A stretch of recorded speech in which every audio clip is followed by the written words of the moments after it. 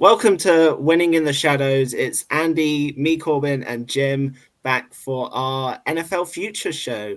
This is my favorite show of the year. We're going to go through 9 futures in total, three each, and we're going to convince the others and rank them. So let's start off. Why bother with NFL futures? Andy, I'll let you take this one. Why bother? I hear this a lot. Well, I don't like to tie up my money. Well, you do that in the stock market, and that's what futures are, except with better returns. Futures are this hidden gem that the markets give us. And when I talk about futures, I mean futures before the season starts and during the season. That's another hidden gem. People always miss that these books are putting out futures in the middle of the season on season wins. There's no better example than the Saints last year. The Saints won their first two games. The books put out 10 wins, and I don't even think they got to 10 wins, like ever. So, Perfect. yeah, futures are a market that I wouldn't say the lines are soft. I would just say you have a big sample size. Anything can happen in one game, one match, one fight, one thing. When you have an entire season, you have a really, really good sample size to kind of, nullify the weirdness and the different things that can happen. So futures are a powerful part of my portfolio. You can see that we've done very, very well. We were talking before the show. You literally could just do futures. If you just followed our futures in the different sports, I don't know if we can pull up that slide here real quick, Corbin, about how well we've done with the units. But I never understood the argument of tying up money. Oh, I don't like to tie up the money. Like, who cares if it's making you interest and it's making you profits? Who cares if it's tied up? It's literally what a Exactly. 401k is, what an IRA is, what a retirement, what an investment in a stock is. So you can see 65 units since January 1st, Crazy. 2023, 91, 91 units less just by putting futures in and letting it ride and not having to worry about it. So futures, I've said this for years, and I still get the same pushback. I don't like tying up the money. It's up to you guys. It's up to everyone else's opinions, and it's up to what you think and what you want to do. But I will just tell you, I will heavily bet on futures, and I put more on futures per bet than I do on the dailies, just because I've seen the success, I've seen the advantage that we have. So futures before season and in season, just a very, very powerful part of your portfolio. And if you haven't embraced it, really do, really do. I highly recommend it. Yeah, the only thing I would add to that is one of the huge benefits to futures I see is that they're hedgeable. Like how many times Great point. the one that springs to mind is the Brock, was it Brock Bowers over his yards or something? We had a It was couple over of his them. touchdowns. It was over. We had Yeah, 4.5 touchdowns. He had four going in the last game. and we could easily Guaranteed profit. hedge. Yeah, exactly. If you go Guaranteed. into the season thinking I want to profit off Brock Bowers touchdowns, and you think I could play this every game, you would have ended up losing. You take the total and you can hedge it right towards the end. So what's our plan for the season? I'll probably hand back to Andy from content wise, the shows that we're planning on this channel, and the kind of plays that we've got lined up. Yeah, so content, we're going to do our weekly show. By the way, we already have a comment. I can't tie up my money. By the way, solid avatar. Solid avatar Very, here, my very. brother. That's really, really good. Yeah, so content-wise, guys, we're going to be doing our normal weekend prop show. This is where we go through all the games and all the props that are available at that time. We're going to try and figure out when the most props are out and when we can get it to you guys beforehand. Lines change pretty quick on props, so we would hope to have it out on Saturday mornings. That way you guys are ready for all the games. It's going to be interesting because we have a lot of weekday games now. I think it's the Kansas City Chiefs play on every single day this season except Oh Tuesday. wow. So, so there's going to be a lot more daily content for Monday Night Football, Thursday, Yeah. Wednesday, Friday, all these things. So there's going to be a lot more individual content, but you will always get our weekend show. And you'll get our daily and weekend props just like we did last year. Exactly. I'll just mention, obviously, we're going to have some plays on 365. They're all going to be alt plays primarily, only available on 365 to add some extra dimensions. And then in the Discord, I'm sure we'll carry on live betting that we had huge success with last year. So I'd highly recommend jumping in the Discord if you haven't. Right, onto the exciting stuff. Let's get on with the plays. So Andy's up first with Okay. Andy's first pick. Yeah, I'm going to go with the Giants under 5.5 wins. I have this ranked as number one. And Jim, you know this. Offensive line pretty much dictates how a team goes, especially in the age of passing and offense.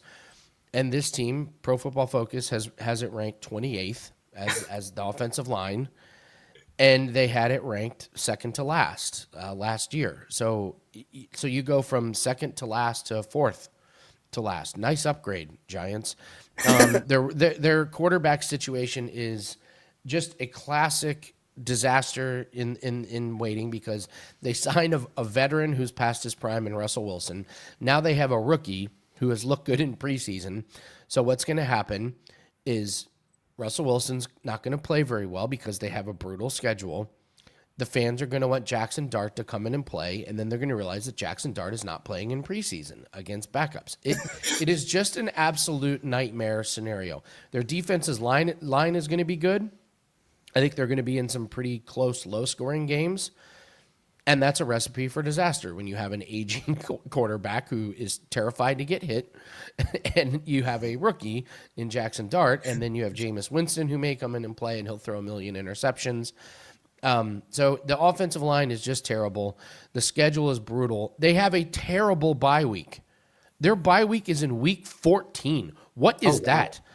What is that? The season's over at that point. Why have a bye week for them? They're just going to go straight on their holidays and never come back. Yeah. So if their bye week was in like week 8, you play Russell Wilson up until then you have a 2-week stretch where you can get Jackson Dart ready to start. No, it's week 14. So on paper, I have their winnable games as at Saints, maybe at New England, at Raiders. We're clutching at straws here. That's my point of how brutal their schedule is. And then home to Dallas, the last game of the season. That's it. Otherwise, you're looking at playing the Chiefs and the Chargers and Washington and Philly. So I just don't see 6 wins for this team. It's my number one power rated future. Giants under 5.5 wins. Perfect. The only thing I will add as well, this is where we talk about the futures. If Giants lose their first 3 games in a row, that line on the money line is going to be like minus 800 against them at least every game. That's where, with 5.5 wins as a future, that's where you get the value from it.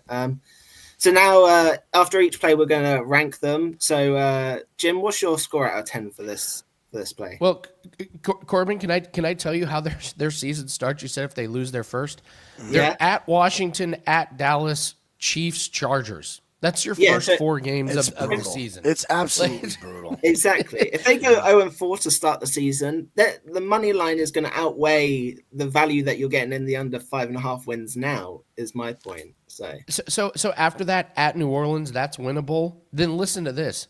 Philly, at Denver, at Philly, San Fran. I mean, it's just 3 stretch. It's a murderous row. It's terrible. All right, sorry, Jim, you're ranking. Yes.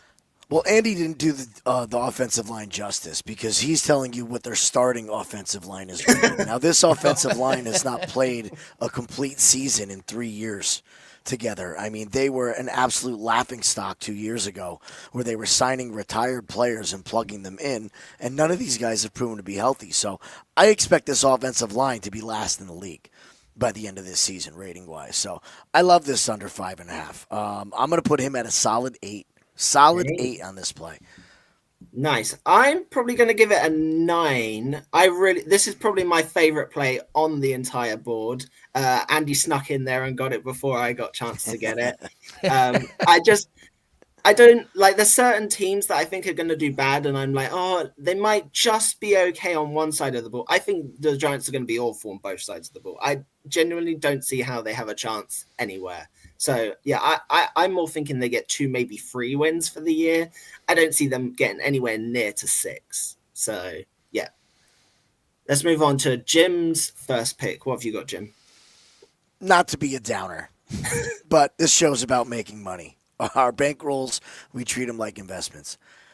I'm not taking it over on Tua. It sounds to me And we had talked about this in a preseason game. The quotes coming out from the joint practices that Miami is an absolute unorganized dumpster fire mess of a coaching staff and an organization. Now, tell me if you would appreciate this, but if I was running a football team, I wouldn't open it up to the public to have a bunch of celebrities come in and become part owners. I think that's going to be pretty much the downfall of Miami here. We have a quarterback that is one concussion away from retirement. And I don't want to see it. None of us want to see it. I'm sure our hearts all sunk when Tua got blasted last year. But the fact is I don't believe that this guy can get through an entire season. And I have to take an under on that. At this point last year, that hit was he's done for the year. And there was a lot of pushback on him coming back in to play that season. When you look at who Miami has to play, Tua is going to be under pressure. He just is in that division. The Patriots are much improved. Plus the Patriots, they always play Miami tough. The Bills are a juggernaut. I expect the Jets to be very good defensively. They always do a good job of pressuring Tua. And here's the big elephant in the room is we have no idea what's going on with Tyreek Hill in this organization. If we lose Tyreek Hill from Miami, now it's Jalen Waddle, who we haven't seen been proven enough to be healthy. There's nobody on this team that has proven that they can be healthy for an entire season to help Tua, including him. So I love the under on him. I'll take it at minus 125 and hold my nose and just hope that this team goes down in flames. It's part of the Jet fan in me, I'll admit it, but I don't see Miami competing for the top of this division. They're going to be with the Jets on the bottom two. Perfect. Andy, what do you think? I always am betting unders. My next one is an over, but I love unders because of the injury factor. And like Jim said, not wishing this, but it's okay to predict that Tua is the most obvious candidate to get another concussion. And yeah, if he gets one, it's not just he's out for a game. You know, you're talking about career. I'll always take an under when you have an injury risk, so I'll give this one an 8.5. 8.5. Andy's bringing in the decimal points early. It's going to get tight here. We're going to start having 0.25s and I just stand by my stance that MMA should have half point in judging.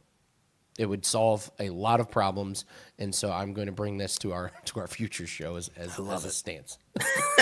Very interesting. I'm going to be a stickler on this one. I'm going to go a bit different. I'm going to give it a 6.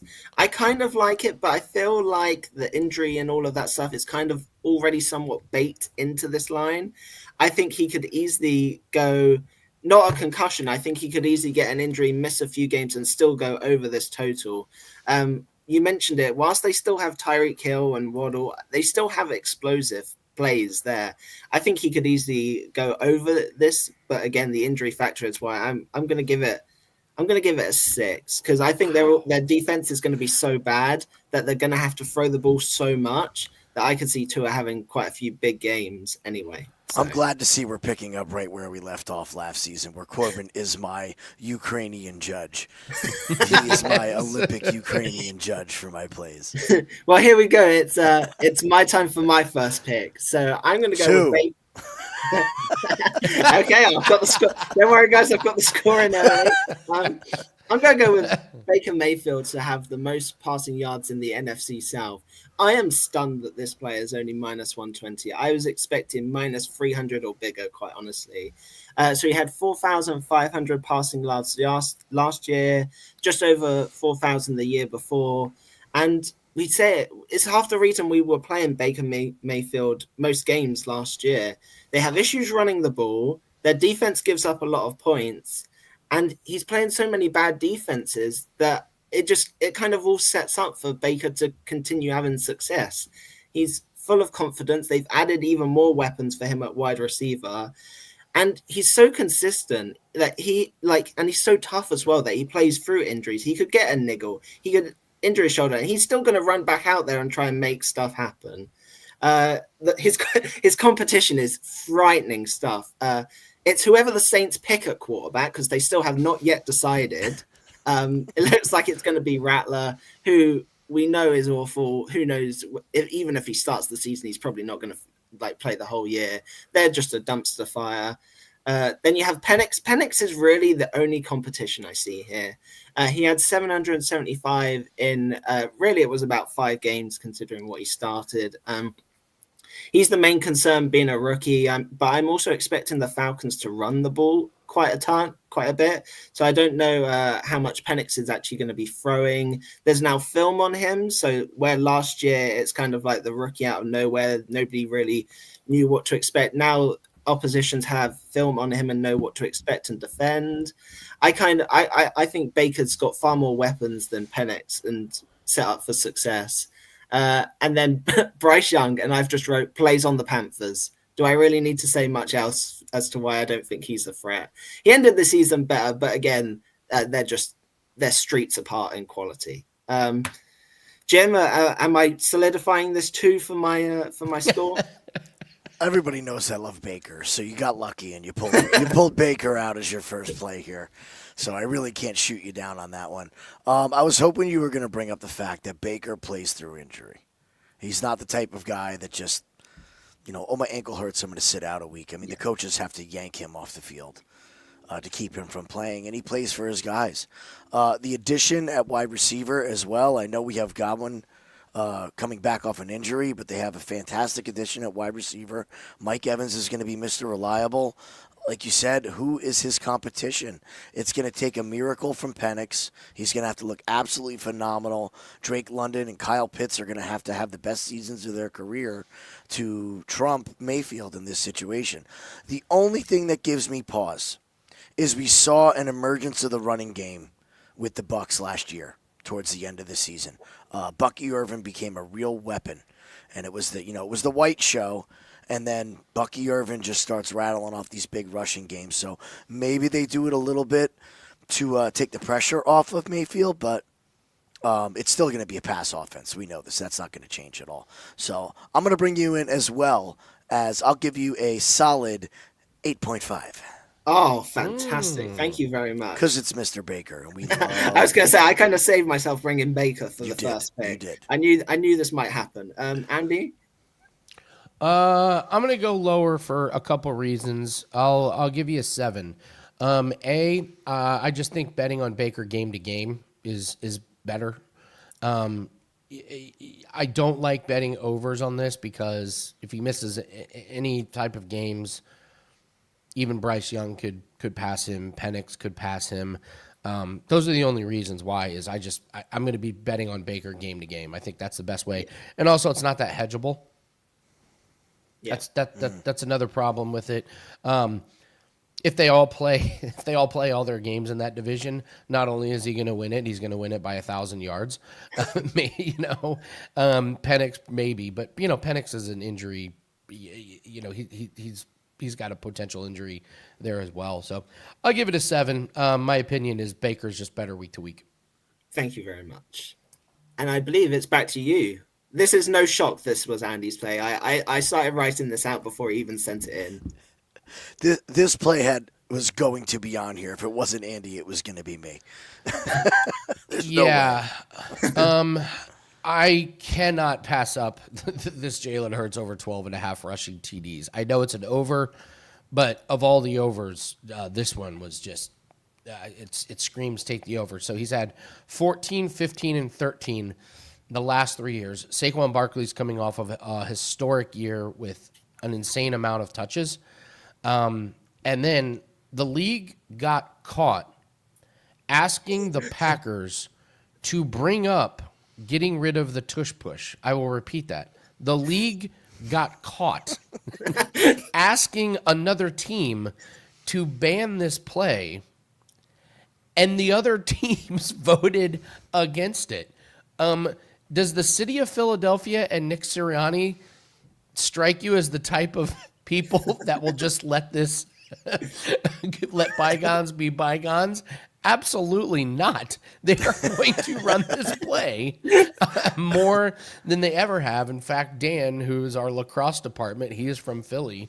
They play the Packers this year. He said it would not surprise him in the slightest if Philly wins the coin toss, they elect to receive, the ball is kicked in the end zone, and the very first play they do is a tush push on 1st and 10. Just and he said, and if they get 3 yards, they're going to do it again, just to try and rub it in the face. So Saquon Barkley coming off of a historic year with an insane amount of touches. I don't think they want him to go flying into the line at breakneck speed. The revenge factor against the league, and the fact that Jalen Hurts has done this 14, 15, and 13 the last 3 years.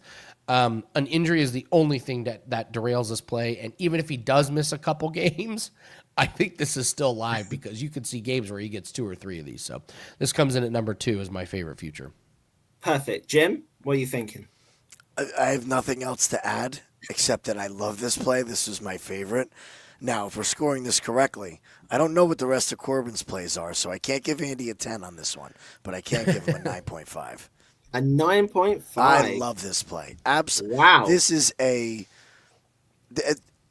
revenge factor is what pushes it over the edge. Besides the numbers being great, the probability of 2 rushing touchdowns in a few games is huge.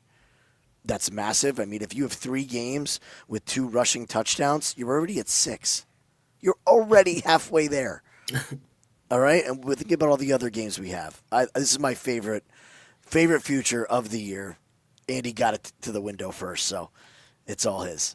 Great call, man. Perfect. Well, everyone's doing it, so I'm going to break out the 0.5. So I'm going to go for an 8.5. I love this play, but there's a few reasons I have to give it an 8.5. One, I just love that Giants play from Andy's first pick. So I have to score it lower than the Giants pick because I prefer that. The risk of injury, the fact that the Giants win total is a whole team to suck, whereas Hurts, as you said, one injury, it kind of derails it. But I still love the play. As I said, I support the Packers. I'm expecting him to score multiple against us. I think they're going to do it on purpose, and I think they're going to have great success. So, yeah, I'm going to score a 8.5. And then a classic Jim play up next. This is not a homer pick. This is a reality pick here, is that Will McDonald, with minimal coaching, landed on 10.5 sacks and minimal playing time at that, okay? This Jets defense with Aaron Glenn is going to play hard-nosed football. They just are. The Jets' game plan is going to be to run the ball and play good defense.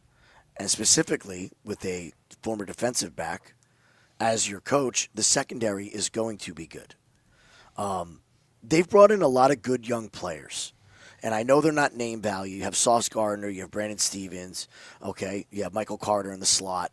Really good front for you. The safeties are in question, but just yesterday, we saw a trade for Harrison Phillips from the Vikings to bolster this defensive line in the middle. I got this number in before that trade at plus money. Will McDonald is 1,000% going to be the premier pass rusher for this team.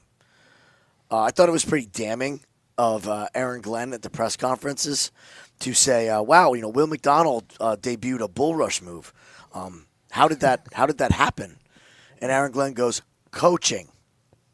Coaching helps. So pretty damning of the former staff that they had a player with 10.5 sacks who had 1 pass rush move and still got there. The guy is just so fast off the edge. And we've seen him be able to do it against the Bills, against the Patriots, against the Dolphins inside the division. And the Jets have a very favorable schedule towards the end of the year here. They could run into a couple teams who are stricken with injury, and this Will McDonald is going to be the guy. The guy. I think 10 was right the number where it needs to be. I don't like it at 11.5. I like it right there at 10 plus 100, a plus money play. That's my favorite sack future of the year. I think this kid is going to break out for way more than 10. A sack play from the sack god. What are you thinking, Andy? Oh, injuries. Andy Terrifying. hates this one. I already know. I mean, the reasoning is sound. I will go 7.5 on this one because double-digit sacks is a lot. A lot needs to go right. If he doesn't get hurt, yeah, he's looking great. But yeah, I can't go above a 7.5 on a double-digit sack play because you're depending on health going your way. Could absolutely. That's better than I expected. I will take a 7.5 from Andy on I'm the ver- over. I'm very scared. I feel like Jim knows what's probably coming from me. I'm gonna score it a 6.5. It's not that I don't like the play. It's just when I compare it to some of the other ones we've already heard, I'm like, I like them way more. So if I'm given the disparity of scale of how much I liked those ones compared to this one, I gave Jalen Hurts a 8.5. I have to give this a bit less. Oh, it's not the same play. It's understandable. Don't worry, Corbin. But it's just the Jets as well. Can we ever rely on the Jets or a player from the Jets to do anything that they're supposed to? Not on offense. That's why we're focusing on defense. We're talking on the defense. That's right. That's right. Very true. Right. We'll go with my second pick. I'm going to go Derrick Henry under 1,375 rushing yards. Now, I know he had a great year. He smoked it last year. He had 1,900 yards. But it's just not sustainable. The teams playing them now, the defenses, if they didn't already know what to look out for, they certainly do now. He's nearly 32, or he will be 32 during this season. He's getting old. He was slowing down last year at the start. He pulled it together and ended the season quite well. But another off season, like, how do we know what his preparation's like? I'm expecting he'll still have a good year, but nearly 1,400 yards is a lot of yards to expect from a number one running back who's played so many games. I think there's a big injury risk with him, but I also think they're going to give us some more Justice Hill or some backup running backs to try and keep him more fresh for the playoffs, because that's when it matters. Who cares if he has 1,900 yards if he's knackered by the time that they need him in the crucial moments? So I think they're going to keep him fresher, play him a bit less, give him a bit less wear and tear, and then the age is going to catch up to him at some point. So, Jim, what are you thinking for this one? Well, this is my chance to, not out of spite, but I am not taking an under on Derrick Henry. I can't bring myself to do it. I can't. Everything you're saying is 100% sound, but the man just continues to do what he does. And yes, there is going to be a point in which he is going to fall off a cliff. It might just be when he says, you know what, I'm done, I retire. Who knows with this guy? Just from what I saw last year, those big runs, the way that the Ravens run you into the ground, Henry being the bruiser that he is, he still gets these long runs, and that just adds and adds and adds and adds and adds. So I don't hate it. I like it because it's an under and the theory is sound, but I'm going to go 6.5 on this one. Thank you. Andy? I'm Derrick Henry has made me look like a complete asshole betting his unders the last few years, and I'm not going to let it happen again. So I'm going to do the reverse jinx on you, Corbin. I'm going to give this a 4. There you go. Okay. Because I've been so wrong on Derrick Henry. I took his under on rushing, and I think he went over in week 7 last year. Like, that's how good he was. I don't know when it's going to fall off a cliff, because it is with running backs, but it hasn't with him. I think this is either going to go over by 200 yards or under by 400 yards. Yeah.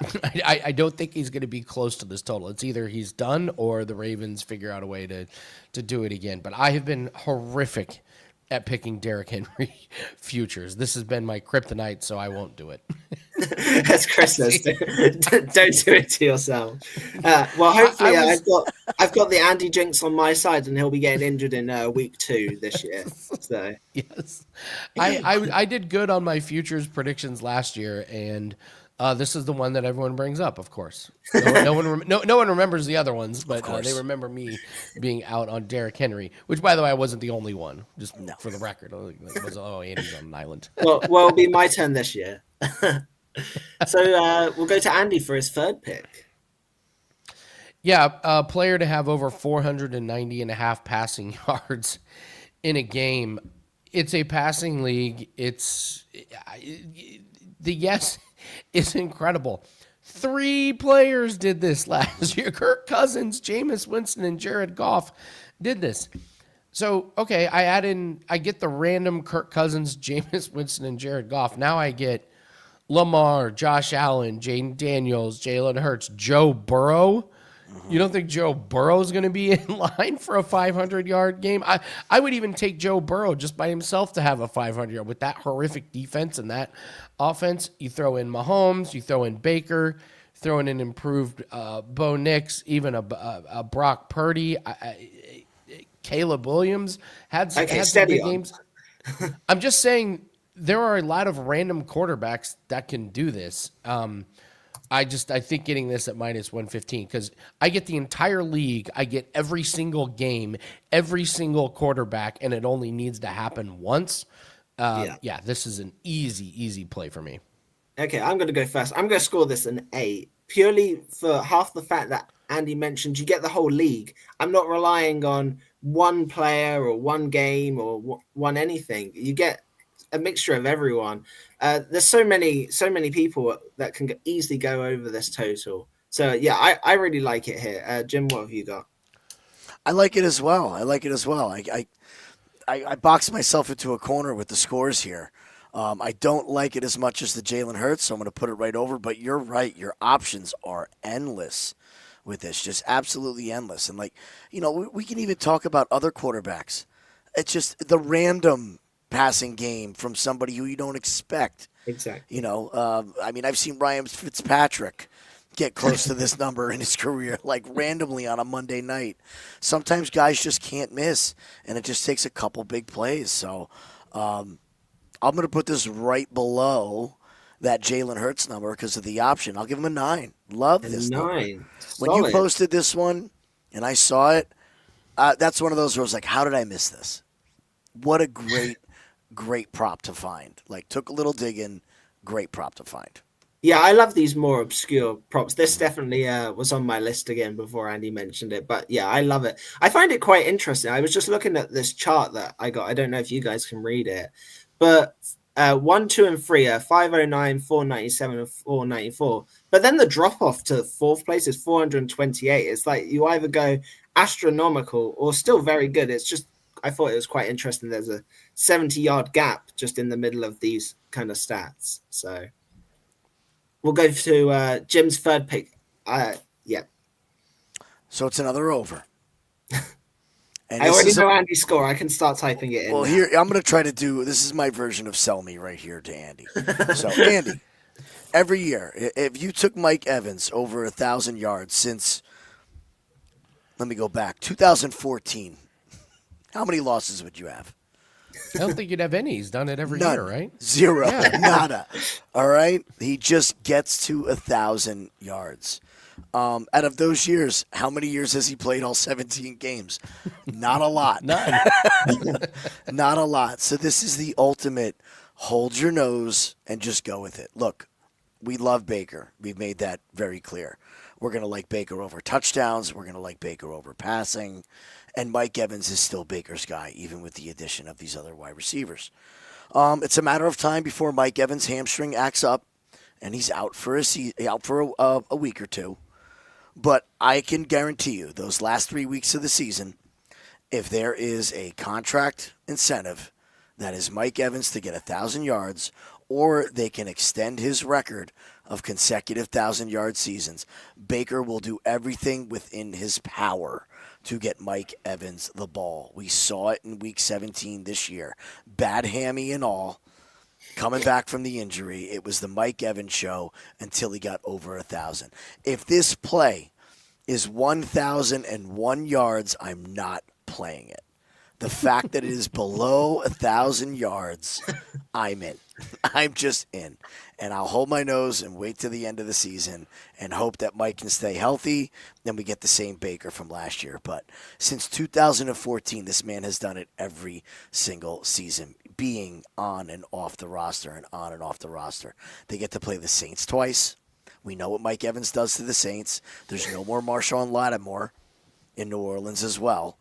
So he's probably going to go nuclear those 2 games. I think this number is very attainable for Mike Evans again. I have a question, Jim. You can actually get Evans to have 1,000 plus at plus 120. Yeah, you play it at 1,000. Would you rather take the 1,000 at the plus 120 or the 950? I would still buy the 50 yards, the 49 yards. I would still Okay. buy that because if it was a healthy receiver, you're not getting nearly 1,000. It's just the injury issue with Evans. Okay. I don't hate that Corbin, but I'll buy the 50 yards just in case. Perfect. Well, I'm on that note. I'm going to give it a 7. I think purely for the injury factor and the fact that he's now got even more competition in the wide receiver room. Don't get me wrong, he's still going to be number one. But with Godwin coming back, we remember how many receptions he was a receptions machine until he got injured. I was laddering him up 4, 5, 6, 7 receptions. And don't get me wrong, Evans can still get the big play, but I think there's definitely some risk going into this play this year. So I'm gonna I'm going to give it a 7 for that reason. Andy? I'm gonna say one quick Oh, thing about Godwin because that was my worry too. yeah. I have concerns about Godwin this year. Oh, I do as well. I mean, a fast in and out wide receiver, route running wide receiver. That was a gruesome, gruesome ankle injury last year. That's what made me like it a little bit too. But nice. I like a 7 from Corbin. Thank you. I'm not always a harsh scorer. I'm not always the Simon Cowell. I'm going 8.5. Oh, wow. Yeah, yeah. Mike Evans and Derrick Henry, they just keep doing it. So they got to prove that they aren't going to do it. Mike Evans, whenever he pulls his hamstring, it's at the end of the season when he's been worn down and tired. Chris points out Godwin probably gone for the first month, but I like that they have other that they have other options. This rookie is poised to be a breakout. The word out of camp is that he is absolutely fantastic. You have Rashad White, you have Bucky Irving, so it's not all on Evan's shoulder, which I think will actually help his will help his health. So I think they can manage his usage a little bit better this year. And the other thing I would like with Evans is his touchdowns. The guy is a red zone. To me, he's the most underrated red zone target, Yeah. like since Gronk. I hate the fade to the corner of the end zone, except when they're throwing it to Evans because it just seems to work. The guy is great. So, I think Evans is an underrated fantasy football guy this year. I think he's falling way too late in drafts. So I like it, Jim. Perfect. Well, it's got to be impressive for Andy to give an over a 8.5. So we're flying. Right. We'll go for my final pick. The same. I'm going with. It has to be a parlay. I had to have a parlay in here, otherwise it wouldn't feel like it wouldn't feel like me. So I'm going to go with the Saints under 6.5 wins and the Broncos over 7.5 wins. It comes out about -156. Wow, we've already done the Saints multiple times, but they won 5 games last year, and I was like, oh, that's quite close to 6.5. And then you're like, oh, let me check out those 5 wins. Who was at quarterback for all 5 of those wins? It was Derek Carr. The guy that was so hated by the city, he retired.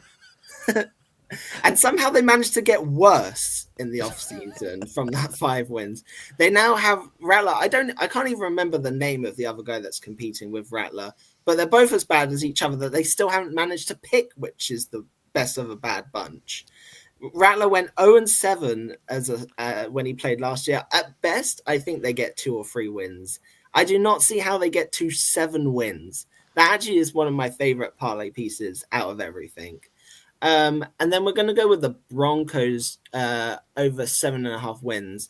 They won 10 games last year, and I think they're only going to go from strength to strength. I'm a big fan of Bo Nix. I think he's developed nicely throughout the year. They started him off slowly, maybe to the detriment of some of their results to begin with, but they wanted to stagger him up, develop him, and improve. They have a great head coach that I think is going to seriously help again this year. Their strength of opposition, I don't think, is super high. And I think they could easily push 10 wins again, if not go over that again. So if I only need them to get 8, it kind of works and brings 2 of my favorite pieces together. We'll go to Andy. What do you think? 10. A 10. Wow. We're flying. Yes, the Saints. Tyler Show, I believe, is there's a million ways that people pronounce this one. I think he's older than you, Corbin. He spent 17 years in college. He's awful. Rattler is terrible. And the Broncos, I love this over wins total. I don't even care if Bo Nix gets hurt because the Broncos are going to have arguably the best defense in the league. They get my division, the Colts, the Titans. The Colts can't figure out their quarterback situation. The Titans are in a rebuild. On top of that, they face both New York teams. They get Houston, they get the Raiders, and then I love the way they end the season because they get Kansas City and the Chargers the last 2 games of the year, and potentially those games might not mean anything to one or both of those teams if something goes wrong or something goes good. So this is my favorite play. I think it's a client play. Fantastic. Love it, Jim. You took the words right out of my mouth. I mean, that's perfect. Perfect. The 7.5 on the Broncos, when I first saw this play, I was a little worrisome. Sophomore jinx.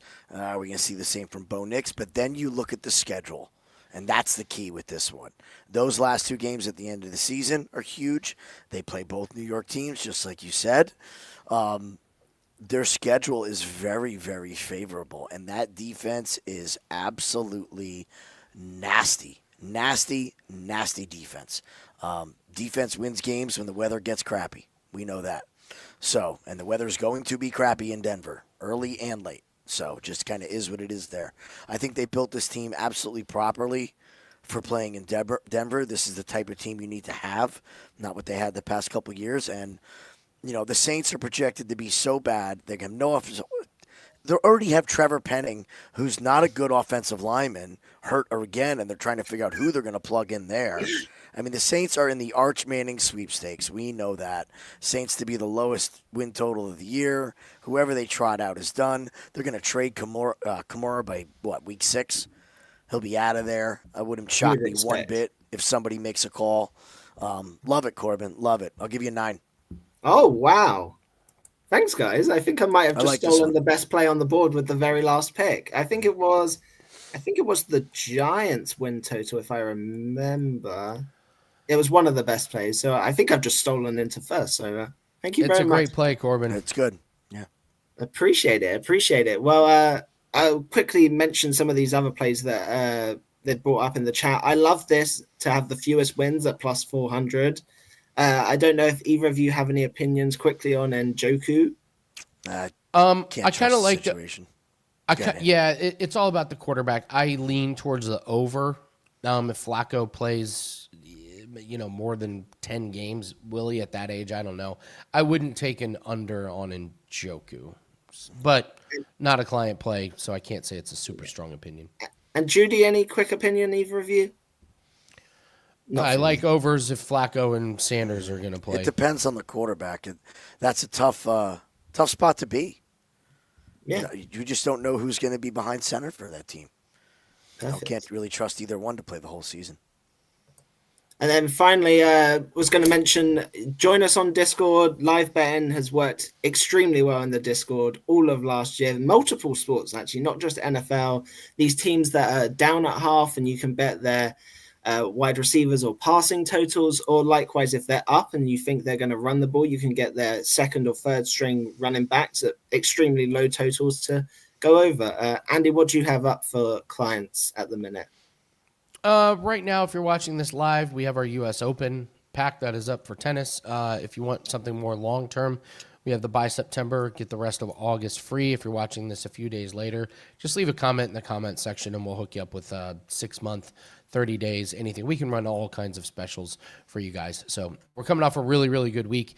It's not been the best of years for us. We had a pretty bad 3-month stretch, but long-term over 2 years and 3 years, we're looking really, really good. And this week, I believe we're 21-7 for plus 30 units. So, it's ups and downs. Yeah, ups and downs. It's part of the business, and we're looking forward to a really, really good fall. I bring up like the 6 months. We absolutely crushed NBA props and NHL props. Like those were just a bread and butter for the fall, winter, and spring. So encourage everybody to jump on board with some of those. And then you're going to get all of our UFC, all of our contender series, all of our tennis, soccer. Corbin, you're off to a great start in soccer. So we always stress long-term. So you want something long-term, just leave a comment in the comments section. I'll reach out and we'll work with you.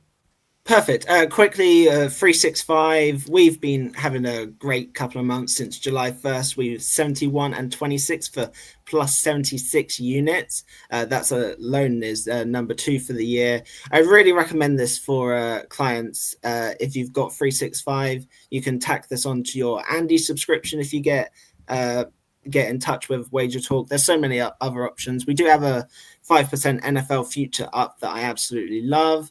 Other than that, we just keep rocking and rolling. Thanks for joining, guys. Put any plays that you have in the comments section. I'm sure we'll take a look and maybe discuss them at a later date and go from there. Let's get ready for football. So thank you, everyone, for joining. See you guys later.